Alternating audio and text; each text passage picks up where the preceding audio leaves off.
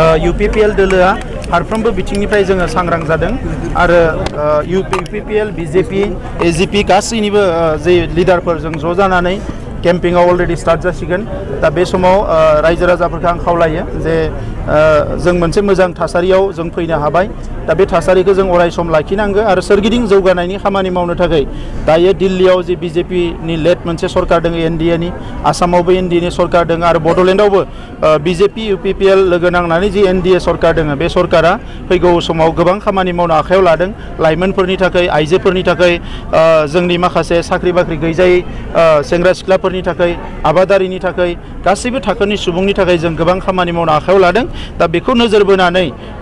इयुननि मोजांखौ हास्थायनानै बयबो रायजो राजाफ्रा खौसे UPPL नो ट्रेक्टरनि सावगारियाव भट होनो थाखाय आं रायजो राजाफोरखौ खावलायो। सार मा बुंगोन दा बेयावहाय बिथांमोनजों माबाफोर सावरायनाय जादों नामा दासिम? ULB हानजायाबो फैबाय न'आवबो थांबाय आरो सावरायनायबो जालांबाय दा बिथांमोना न'आव थानानै मोजाङै समाजजों गोरोबनानै मोजां खामानि मावनांगौ आरो बिसोरनि सेंग्राफोरखौ जोङो साफा साफा जि जायगायाव बिथांमोनखौ मोजाङै खाबु होनांगौ जों खाबु होलांबाय थागोन। सर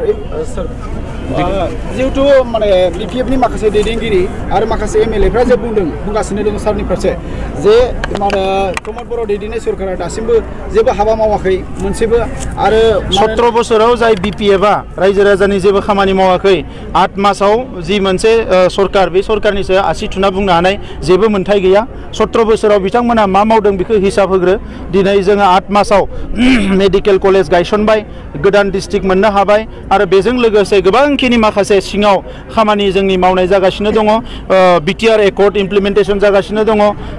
केस उइथड्र जाबाय गोबां खामानिया सोलिगासिनो दङ बिथांमोना ससमा गोसोम गानना थानायलाय बेखौ नुनो मोनाखै आरो 4 मास नेबाव बिनि उनाव बिथांमोना बागदावखांगोन जे जों सिङाव मा खामानि मावगासिनो दङ। सर जिहेतु दायो कंग्रेसनिफ्राय बिजाथि दङ दा बे हिसाबै मुस्लिम आरो आदिबासिफोरनि भट मोननायावहाय माबा मोनसे खहा जागोन नामा? जेबो खहा जाया बे कंग्रेसनि बिजाथिखौ ना मुस्लिमा भट होगोन ना आदिबासिया भट होगोन रावबो भट होआ UPPL आरो BJP नि जि बिजाथि बेनो देरहागोन।